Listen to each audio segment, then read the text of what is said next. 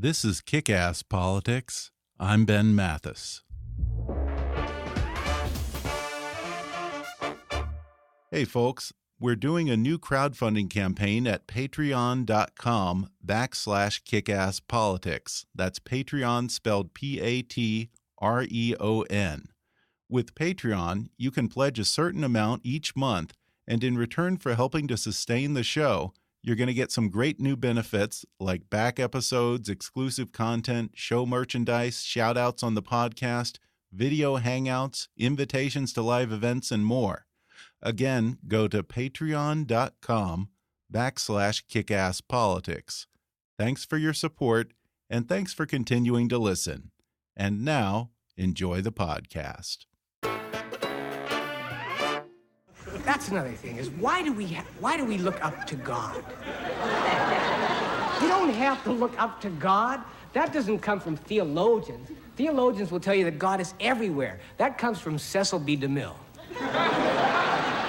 Cecil B. DeMille taught us, you want to talk to God, you got to look up there, the sky is going to turn pink, and the mules get restless, and Victor Mature hovers around in the background. That was a clip from my guest today, Emmy Award-winning actor, director, writer, and comedian's comedian, David Steinberg. Born in Winnipeg, Canada, David Steinberg went to college at the University of Chicago, where he became a part of one of the earliest casts of the legendary improv troupe Second City. He then moved to New York City to try his hand at stand-up comedy. Known for his irreverent wit and his signature comedic sermons from the Old Testament, Steinberg was one of the most popular comedians during the stand-up comedy wave of the 60s and 70s. He appeared on The Tonight Show with Johnny Carson over 130 times, more appearances than anyone other than Bob Hope, and he also filled in for Johnny as a regular guest host on The Tonight Show. Following his hilarious and infamous appearance on the Smothers Brothers Comedy Hour, he wrote and starred in The David Steinberg Show. TV Guide said his show was, quote, offbeat, racy, outrageous, and establishment baiting, all of which makes him a particular favorite among the young and disenchanted. One of the first sketch comedy shows, The David Steinberg Show launched the careers of fellow comics Joe Flaherty, Martin Short, and John Candy. He then decided to step behind the camera and embark on a prolific career as a film and television director. By my count on IMDb, Steinberg has directed 7 made-for-TV movies, 3 TV specials, and 227 episodes of series television. Many of them some of the most beloved episodes of our favorite sitcoms, including 4 episodes of Seinfeld, 7 episodes of Curb Your Enthusiasm, 15 episodes of Newhart, 37 episodes of Designing Women, 8 episodes of Evening Shade, 49 episodes of Mad About You, plus The Golden Girls, The Larry Sanders Show, and Friends, just to name a few. David's been nominated for 2 Directors Guild Awards and 5 Emmys, winning 2 Emmys for his writing on the 1991 and 1992 Academy Awards shows. He also received a Cable Ace Award in 1992 for his stand-up comedy special, Cats, Cops, and Stuff. More recently, he's been the subject of a documentary called Quality Balls, and he's hosted 4 seasons of the Showtime series Inside Comedy, where he interviews his fellow comedians, both young and old, a format that he's also translated to a new podcast called, appropriately, The David Steinberg Podcast. On today's show, David Steinberg will talk about how being part of the early days of Second City forced him to raise his game and broaden his horizons as a comedian. He'll talk about guest hosting on The Tonight Show and his friendship with Johnny Carson, and how his appearance on the Smothers Brothers Comedy Hour single-handedly got the most popular show on television canceled. Plus, being best man at a gangster's wedding, how he wound up on Nixon's enemies list, and why David Steinberg says I should definitely not try stand-up comedy. Coming up with comedian David Steinberg in just a moment.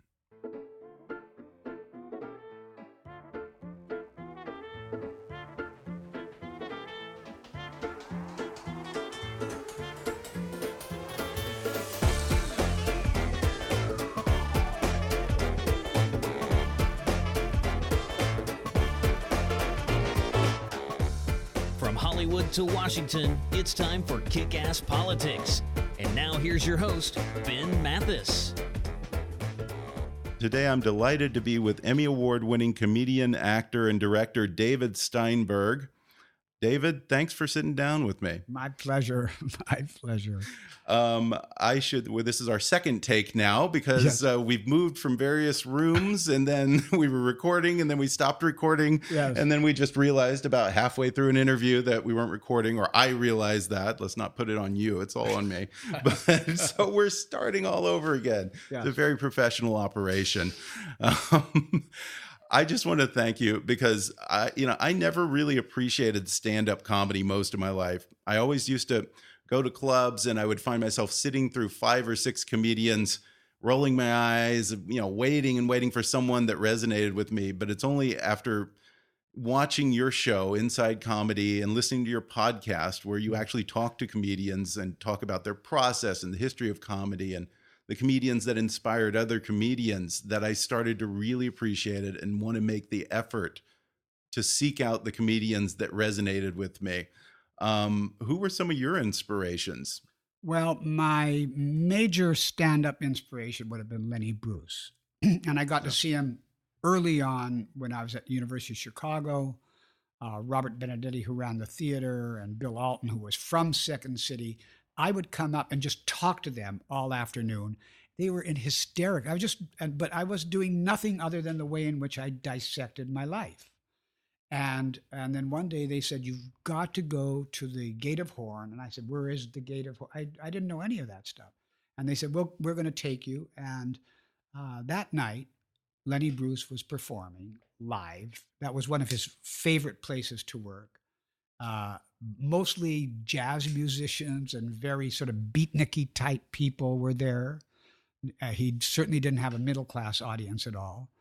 And I just couldn't get over how bold he was, how he didn't force the audience into his point of view because he didn't need to, because it was so strong anyway.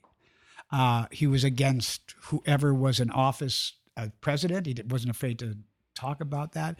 He talked about the black and white scene and how bad it was for blacks in a very bold way, using the terminology that we're not allowed to use anymore. Yeah. And he looked good. He was dressed nice. He wasn't like a buffoon comedian in any way. He was dignified in his own way, and the most bold. The language was unbelievable.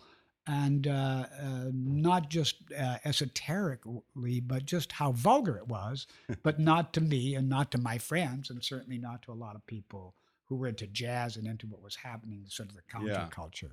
Yeah, and it's funny because your first rave review that you got in your New York years after you left Chicago, I think the reviewer said that you were a cross between Lenny Bruce and Woody Allen. Yes, yes. That's probably the most flattering first review in New York that you could get.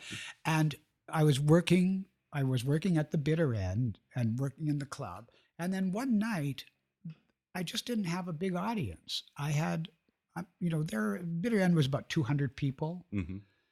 And usually there would be 120 people, some of them just coming in, whoever was there. And I didn't really have a big following at that time, but people were starting to get a hold of me. Richard Pryor was working across the street at the Cafe A Go-Go. And we were very good friends, and we would compare notes after. And he was a very, I wouldn't say a clean comedian, but he wasn't the Richard Pryor that you know now. Yeah. And I wasn't the David Steinberg that we sort of know now. Yeah. But it was a terrible night. Richard came across because he hardly had an audience and didn't do a show. And I had 6 people in the audience. So I said, I can do a show for 6 people. He said, "Oh, David, you have to. These people are here." And, and I thought, this is ridiculous. I can't make a community out of 6 people. Yeah.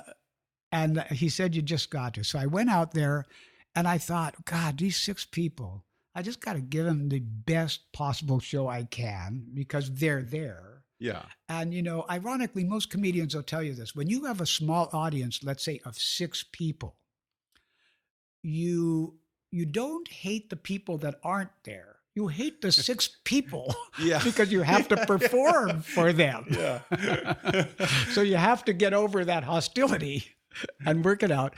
Anyway, they were laughing and they were adorable. I remember, and I actually met one of these people just about 2 years ago that he was in that show. He was in really? the audience that time, and he said his cousin and he were there, and they've heard me talk about that. Anyway, so I did the best show that I possibly could, and I thought, well, this is going to be over because you can't make a living on 6 people. Yeah. And I went back to my apartment in New York. I was living with Mary Ellen Mark, who's a well-known photographer, and she was consoling me. And then Carly Simon, who was a very close friend of mine. The singer. Yeah. And I just went to sleep because, God, 6 people, what could it be? And then early in the morning, Carly called. She was, I think, above me at that time with her sister, Joanna, and Lucy. And he said, Duddy, that's my nickname, but Duddy, have you seen the New York Times? And I said, why? I'm not going to see the New York Times. I'm just getting up. I was up so late. She said, you've got to go down. I'll come down in a second. Anyway, one of those 6 people was a reviewer for the New York Times, Dan Sullivan. Wow. Talk about good fortune. And he said, David's headline was David Steinberg, a cross between Woody Allen and Lenny Bruce. And that's where that allusion Yeah, that's not bad at all. Not bad. And just how lucky and how circumstantially you have to be rewarded in some way. You can't just make it on your own.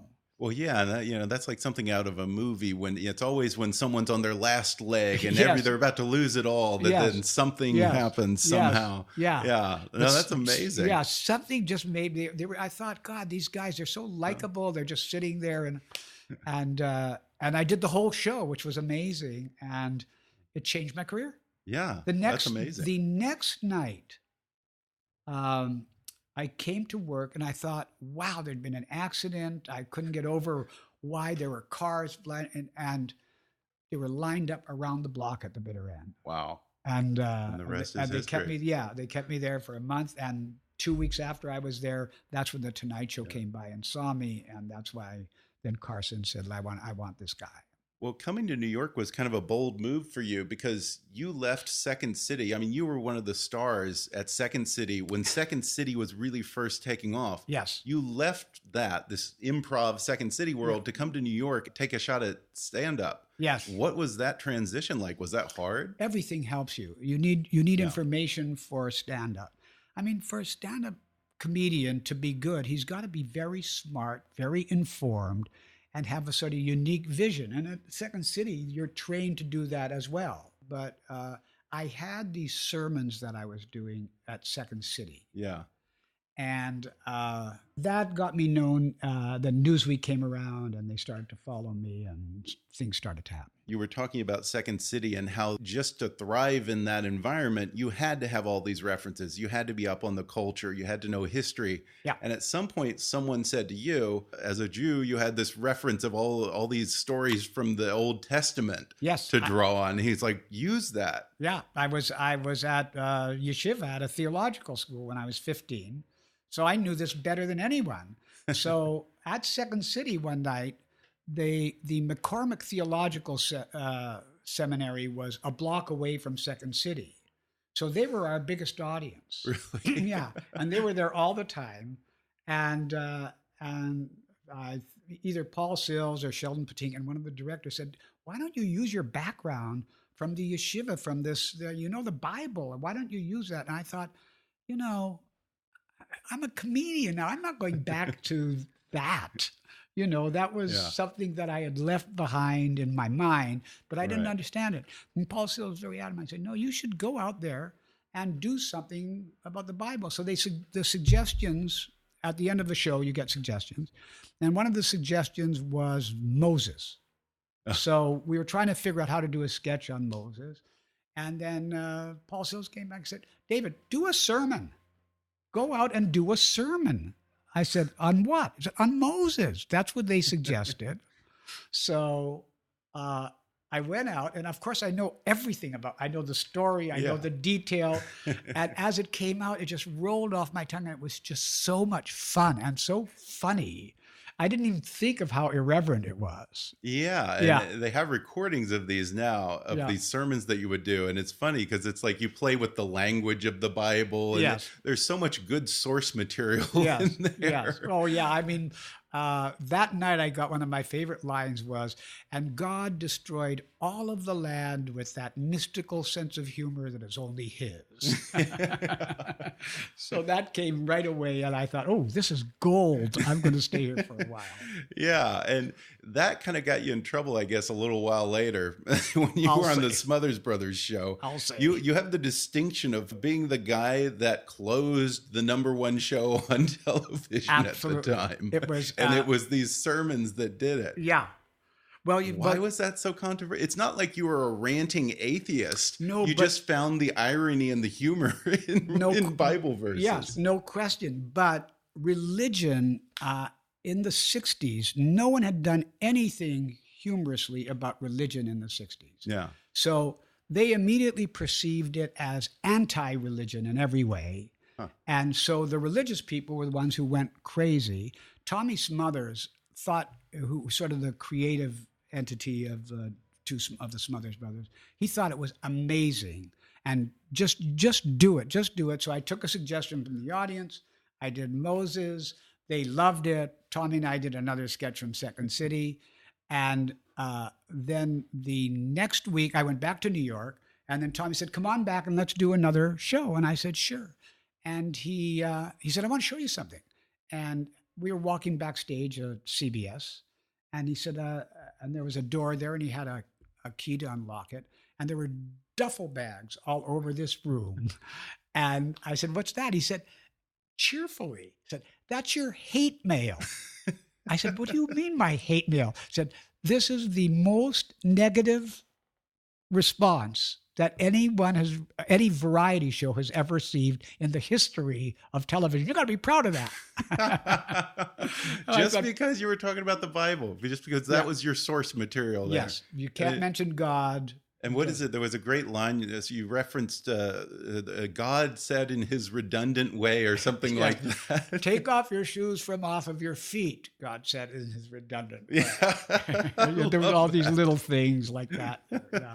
Were you surprised when the network called Tommy Smothers' bluff and actually pulled the plug on the #1 television show over this? They didn't pull the plug on that one. They just gave an extreme warning. And then Tommy said, come back again. And then we did a sketch the next week. Okay.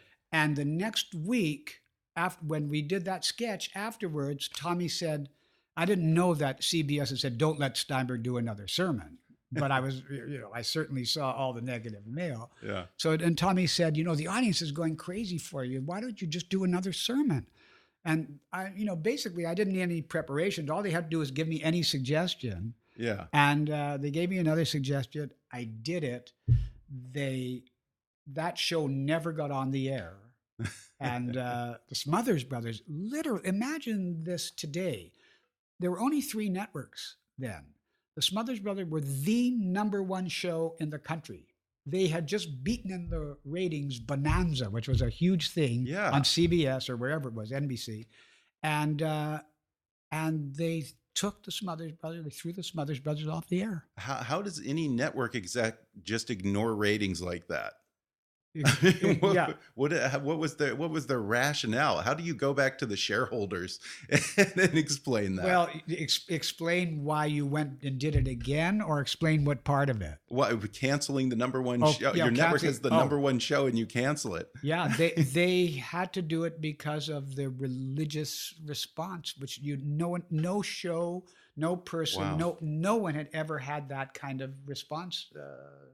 Television. Not proud of it, but that's what the story is. Well, yeah, and you didn't exactly shy away from political controversy either, to the point that you ended up on Nixon's enemy list.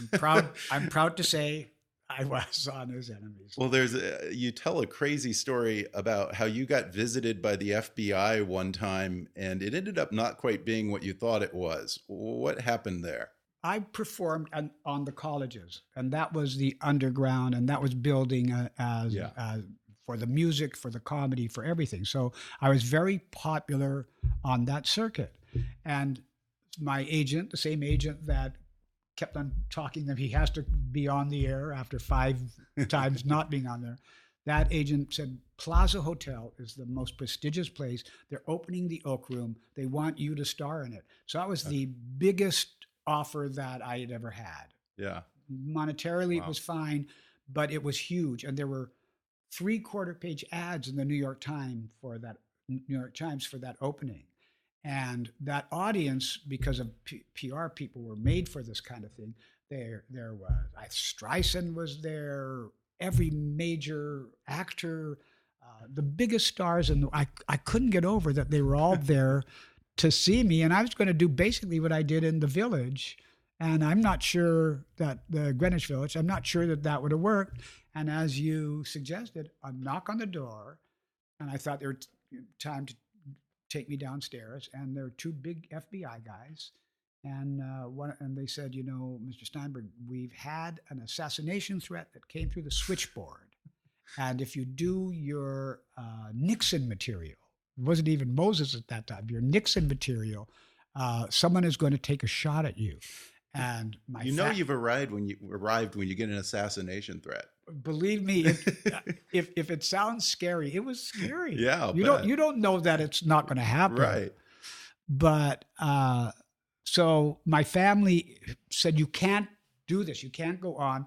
But it was a huge, huge prestige audience, and I thought, it wasn't that. But if I don't do this now, I'll always stop. I'll never do it, and I'll never do it. So I went out there and started without the material on Nixon, and then I just couldn't resist it, and I went into it. And of course, it's a very liberal crowd. Yeah. So they went crazy for it, and the 2 guys who were the police, they said, Mr. Stein, we're gonna stay with you because we don't know when this is going to cease and all of that. And they stayed with me, and later on, I found out that they were just investigating all of my friends and me. Wow. Yeah. So they weren't there to protect you at all. They were just keeping tabs on you. They certainly didn't want. We became friends, actually. Oh, really? I certainly didn't want. They didn't want anything bad to happen to me, but their job was to let everyone know who's around and what's he doing and stuff. Whatever. Oh, okay. Well, yeah. It's a Nixon subversive crowd that would show up to a David Steinberg show. Well, Nixon was so nutty in a way that you could imagine. We're going to take a quick break, and then I'll be back for more with comedian David Steinberg. Back in just a moment.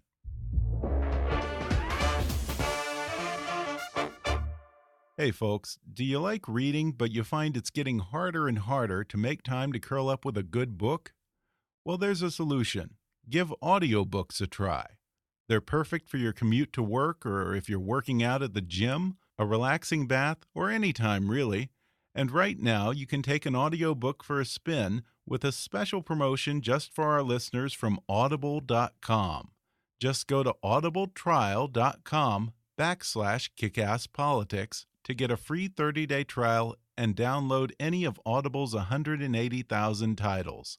That's audibletrial.com/kickasspolitics. Or click on the sponsor link on our webpage to download the free audiobook of your choice. And now back to more with funny man David Steinberg. Well, let's talk about The Tonight Show, because that was a big part of your career. From the way you tell it, it sounds like getting booked on The Tonight Show wasn't necessarily the hard part, but actually making it on camera on The Tonight Show was what was a little bit of a different story. Well, it was unusual because I didn't get on until my 5th time. I was waiting backstage with my agent, Irvin Arthur, 4 times. And then finally the 4th time said, we're going to get you on. And I said, Irvin, they're not.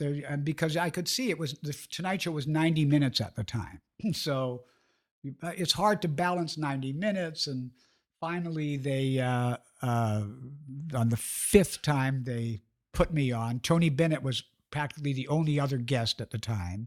And Tony Bennett, who's an incredible singer, is not exactly Mr. Words. And he was like George Bernard Shaw that night. Johnny was laughing. Everyone was laughing. He was defining things and all of that. And then fortunately, they finally snuck me on. And my mother was very happy about that. And wasn't there was a great kicker to that where your agent was saying, "I'm so upset at this. I'm so pissed off, and I'm never going to deal with the Tonight Show again." And then Tony Bennett at the end goes on to sing, what was it? I left my heart in San Francisco, and Irvin Arthur, who said, "How can they treat you like this?" Is the night before. How can they treat you like this? This is just disgusting. It's terrible. They got to know who you are. And as he was in this tirade, as we were walking out in our big winter coats, Tony Bennett said, "Now I'd like to sing I Left My Heart in San Francisco." And Irvin said, "Wait a sec, David, I love this song." so we had to stay there in our long coats waiting for Tony Bennett to stab me in the heart. Yeah, the nerve. Sing a song that annoyed me as well. Well, you did finally get on, and Johnny loves you, apparently.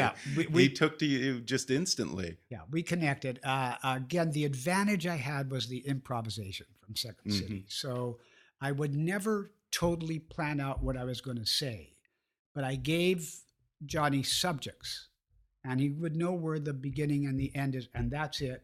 And I said, you must be in it with me. Say whatever you want. Don't worry about where the punchline is, where the story is, and all that. So he was in it with me. Yeah. And then he was as good at it and better than I was at it because he was so fast himself.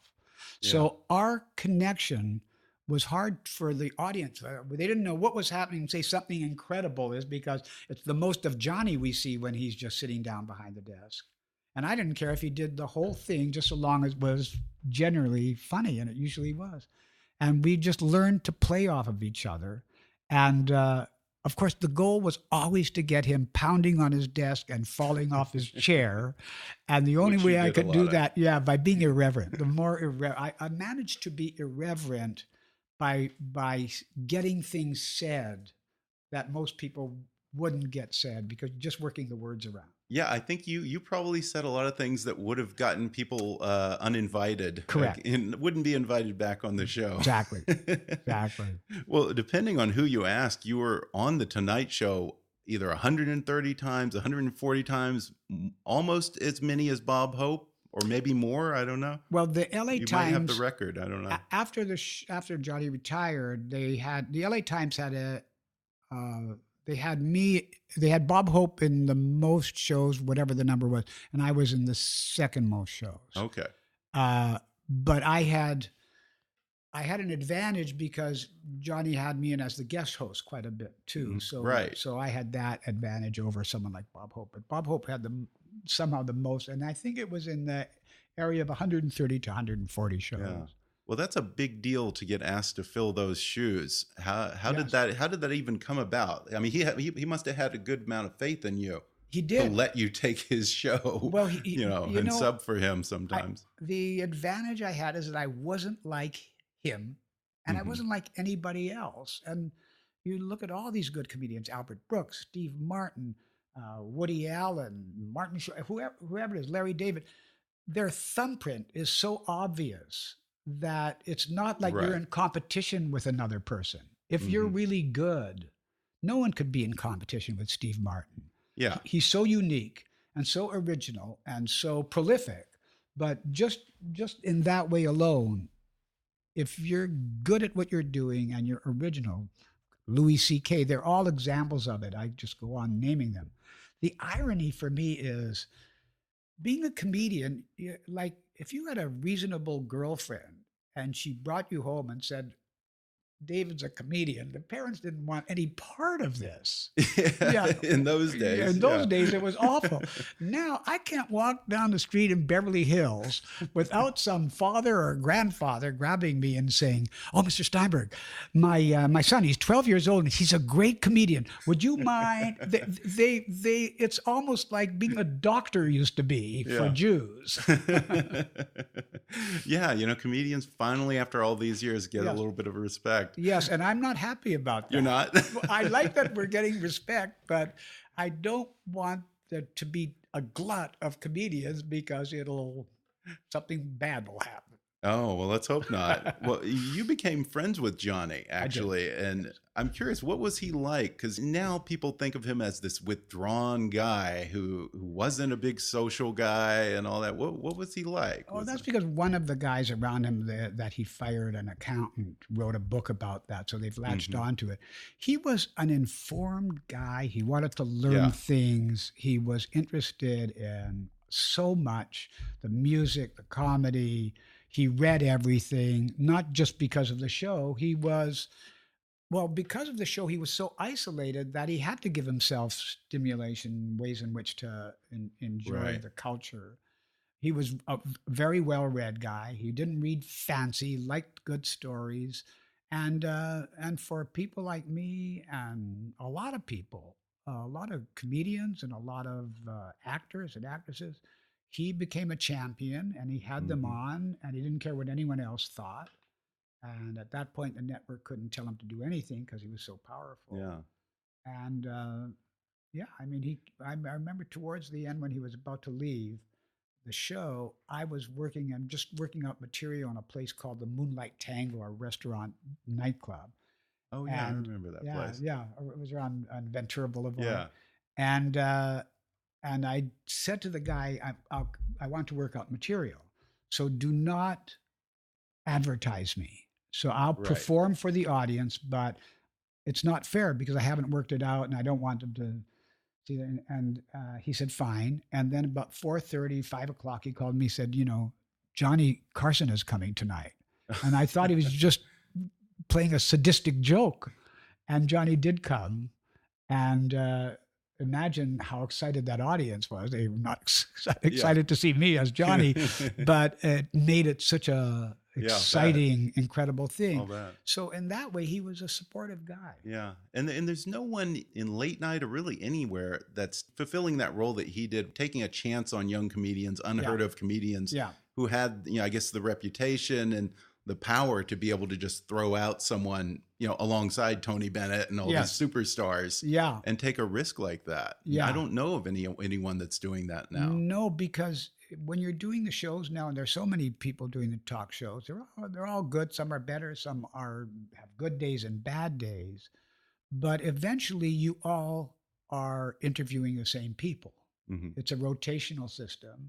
The comedians want to be on because they want to be on the road or get their sitcom or whatever it is that they need.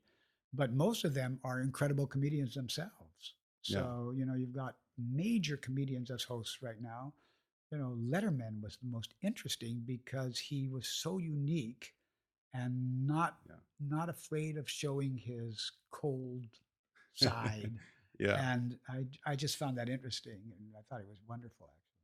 Yeah. Well, at a certain point, I guess you decided to take a break from doing stand-up and go behind the camera, and you've actually had a pretty prolific career as a director. Yeah. I see 15 episodes of Newhart, 37 Designing Woman, 4 Seinfelds, 49 episodes of Mad About You, and I think you won a couple Emmys for that. I did, yeah. 7 Curb Your Enthusiasms, including some of my own personal favorites.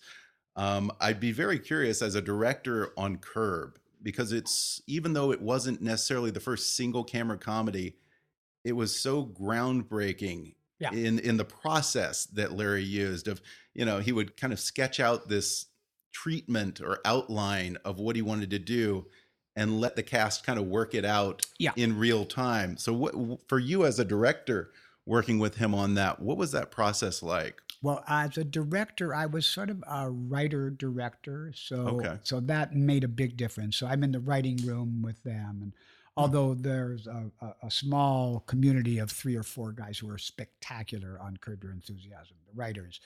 But it is written with the same amount of time and detail as Seinfeld was. Really? Yeah, it is written. It's written.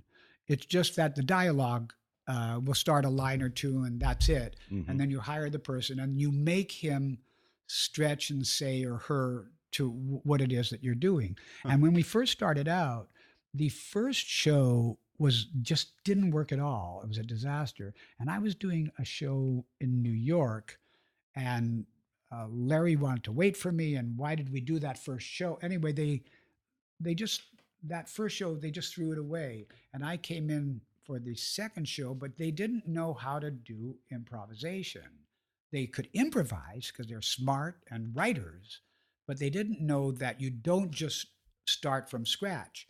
You have beats like in a song. Right. And now that's very common. You hear that from comedians, but at that time, no one even knew what that was. But so every single show is written as detailed and as hard as Mad About You was, Designing Women, any of the shows that I worked on, maybe even more show because they never stopped writing. So he sets up or you guys would set up the situation, and then would you put in certain lines that to work around, or it was all that was improvised? Larry would have lines. Okay. Because we were writing it, and Larry would have lines, and the actor, whoever that was, we just let him respond, and then we would give him lines and say this and say that. All good actors can improvise. Yeah. So long as they get a feeling of what the character is. And then we gave them the boundaries and like that. The first show I did was Ted Danson. And it was Ted Danson. It was Ted Danson, right? And his wife. They were both on. Oh, yeah. Yeah. Yeah. And Ted had never done it before. They're friends of ours. And Ted was, and Julia, they were both petrified to do this. They said, "What do you mean we can't?" Yeah, he had only done no sitcoms lines, prior no to this, that. no that. Yeah, and they became perfect at it. Yeah. Oh, they were fantastic at it. And then Julia Dreyfus, of course, natural at it, and we brought people in who knew how to do it. But it was very bold, and HBO didn't think much of it at the beginning because how could you? And then by show number 4, show number 5, everyone was talking about it. Now, is Larry like the character? Not at all. No? No. No. No. He's very smart, as you would imagine. He's a great friend to his close friends. And he's witty. Women are nuts about him. You can't go down the street in New York without 3 or 4 women giving his phone numbers. It's like Woody Allen. Yeah, I feel like it's kind of the same thing. Yeah. Same vibe. He's the same vibe, absolutely. But no, he's not. But Larry's not afraid to call back the worst parts of himself for comedy. Yeah. More than anyone else. Yeah. Because he feels that's what people will identify with. It's certainly not wrong. Yeah, and it's weird. I don't know what this says about me, but there are episodes that I really relate to. There are episodes where I said, that happened to me. Yeah, So. you can't believe how many people on the street, odd types at all, you wouldn't expect them to say, I love that show, that's me. And wives will say, it's my husband. And, when Larry and I do a show together where it's just the two of us on stage, it's so interesting when he takes questions from the audience. And mostly it's women hitting on him. but and Larry can't get over that. But in comedy, that's one of the myths, is that the football players have all the women, the comedians have all the women. Yeah. Women are smart. They want a guy who's going to entertain them. Yeah, no, that's true. That's true. Now, I guess you predated him when you were doing comedy in New York, right? Yeah. You didn't come up with him. No. I was before him. Who were the comedians that you came up with starting out? Oh, I remember just a few. Gabe Kaplan was around at the time as a comedian. He used one of my pieces as one of his stepstones, but he became this incredible card sharp. He plays poker for a living and is making more money than all of us. Oh, wow. Yeah, Gabe Kaplan, but he was a good comedian. You know, I can't remember. Richard Pryor, you mentioned Well, him. the good one. yeah. The George Carlin was up there and immediately good. Richard Pryor was good, and both of them were friends of mine. Richard and I were really good friends, especially since we worked across the street from each other. Mm-hmm. But George, one of the most compassionate people that you could meet, and none of the cliches about comedians are in these guys at all. They're usually not depressed, suicidal. No, there are depressed, it is a suicidal. stereotype, though. Yeah. Is that bullshit? The whole stereotype of to be funny, you have to have all these issues and be miserable and depressed and suicidal or on drugs. Yes, it's a myth. But you have to have had if you've had a great childhood, wonderful parents, perfect kids, and a great wife, you're going to make a lousy comedian. Let's face it. Really? Is that sure? okay? Yeah. You've got to have some angst. You've got to have been up against the wall. You've got to know what it's like for people to identify with you.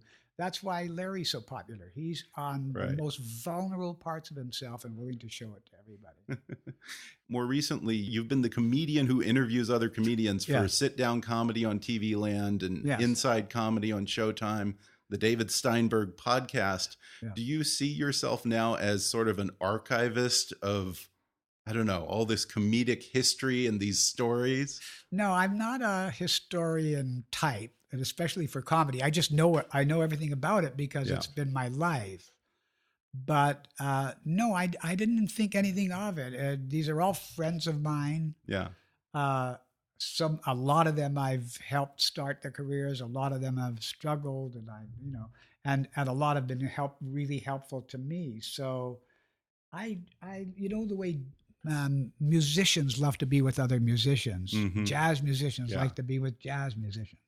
The good comedians are all like that, and they're not assholes, which people think they are. I just want to go on record in saying that. Well, that's good. Well, and I have noticed in listening to your interviews, when you talk to other comedians who've worked with you, they talk about how you were difficult back in the day when you directed me in this and that. Yeah. You were kind of hard on me. You were kind of difficult. When I see you now and on the show, you seem like the nicest comedian I've ever heard of. Yeah. I can't get over that. Robert Klein and I were sort of competitors when we were at Second City at the same time. Yeah, I just heard you just did an episode with him. I really enjoyed it. Yeah. And I said to him, I must have been so annoying with how, because I owned the place. He said, "You did? That you did. You owned the place, but you deserved it." He's so flattering. And it's amazing how Robert and I were, Robert became an actor. Robert is a good actor. Yeah. So I was not that interested in acting myself. Yeah. So that was good. That helped us.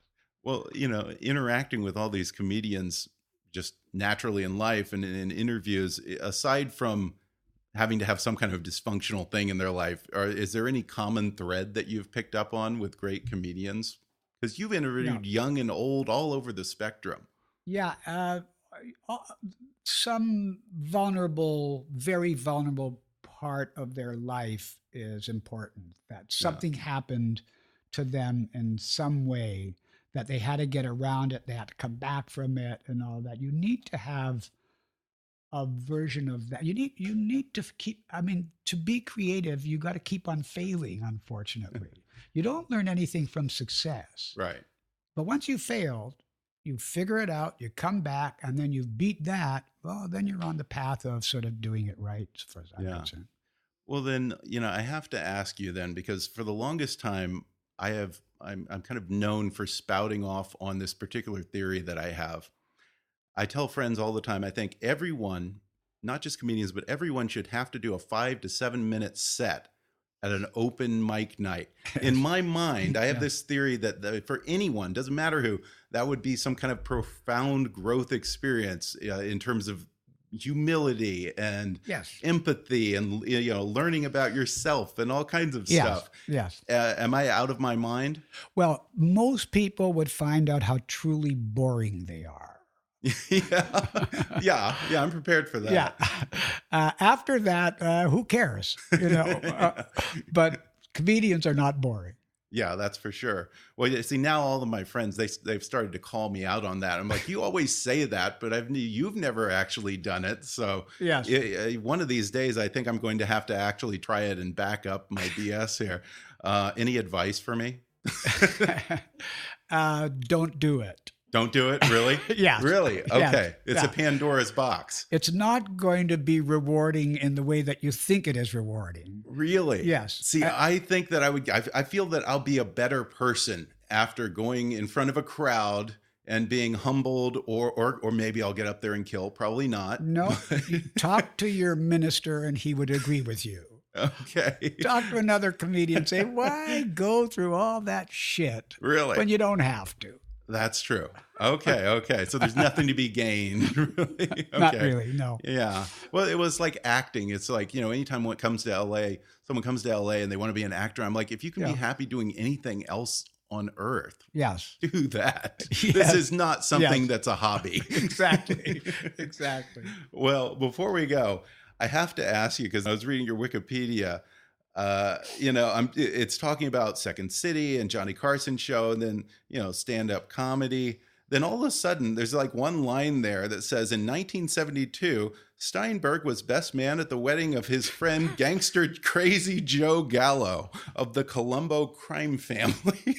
Yeah. Now, can you talk about that, or are you still bound to the code of omerta? No, it was never omerta. Okay. But in fact, I do talk about that when I do stand up these days. I've been doing it a little bit at Rick Newman's club in New York. What's it called? The Triad. Yeah, I've been doing it there for about 200 people. I don't do anything topical and contemporary, the way in which comedians do. Okay. But I talk about how I got from there to here. Mm-hmm. And in that is being best man at Joey Gallo's wife. The irony of Joey Gallo's wedding, the irony of that is that I've accomplished a lot of things, and I'm proud of all my accomplishments. If you IMDb me, all people talk about is he was best man at Joey Gallo's wedding. It does kind of stand out on your does. Wikipedia. Yeah, it does. Do you know who Ann Bitterman is? She writes. The name's familiar. Remind me. She's on Showtime. Ray Donovan is her show. She's the writer of it. Right. Yeah. She met Robin and I because she couldn't get over that I was Joey Gallo's best man, and she's obsessed with Joey Gallo and wants to write a movie. She's an incredible writer herself. Yeah, because he didn't have a long life, did he? No. The night that he was shot, I was with him actually and didn't go to the second. Yeah, it's another interview. Yeah. Okay. And it's another, but I will tell you this: I liked him, and I knew that he, And you knew who he was. Oh, I knew who he was. This was not a mystery to you. No, Okay. he said something to me when I met him. Jerry Orbach was. What do you say? You're a funny guy. Hey, Steinberg, come here. You're a funny guy. He said something that I knew I was going to remember for the rest of my life. And that is because we got to talking a little bit. We were having brunch at Jerry Orbach's, and he said, David, in Attica, you were everyone's favorite. I'm not even sure how I would take that. What does that even mean? I just knew I was going to remember it for the rest of my life, and I do. Oh my God. Well, David Steinberg, it's been so much fun talking to you. Thank you. I love Inside Comedy. You can still see it on Showtime. You also have a documentary called, called Quality Balls, yes. Which I think, who does that come from? Is it Seinfeld? Yes, yeah. Who said that? You said you did something like, you don't just have balls, you have quality balls. Yeah. How do you describe Steinberg? He has quality balls. They're sweet of Jerry, actually. And of course, there is the podcast, the David Steinberg podcast, which folks can get on iTunes, just like this one. Yeah. Okay. Yeah. Fabulous. Yeah. Well, David, thank you so much. Thank this has been such a pleasure. It's so great to talk to you. It was just really fun. Enjoyed it. Yeah. Thanks again to David Steinberg for coming on the show. And if you enjoyed today's episode, then subscribe to his podcast, The David Steinberg Podcast, on iTunes. Some of his recent guests have included Bob Saget, Robert Klein, Mel Brooks, Martin Short, Eugene Levy, and many more. It's comedians talking to comedians. What could be more fun than that? So I'll include a link to that in the show notes and on our website, as well as a link where you can order that interesting and hilarious documentary on David Steinberg called Quality Balls. You can also watch episodes of the past 4 seasons of Inside Comedy on demand on Showtime. You can visit David's website to keep up with what he's up to at thedavidsteinberg.com and follow him on Twitter at David_Steinberg. He's one funny guy. Please subscribe to Kick-Ass Politics on iTunes and leave us a review while you're there. And you can also help us reach our fundraising goal for the year and get rewarded by donating to our Patreon campaign at patreon.com/kickAssPolitics. Follow us on Twitter at @KAPolitics or visit Kick-Ass Politics on Facebook. And while you're there, recommend Kick-Ass Politics to your friends on your social media. And as always, I welcome your comments, questions, and suggestions at comments@kickasspolitics.com. But for now, I'm Ben Mathis, and thanks for listening to Kick-Ass Politics.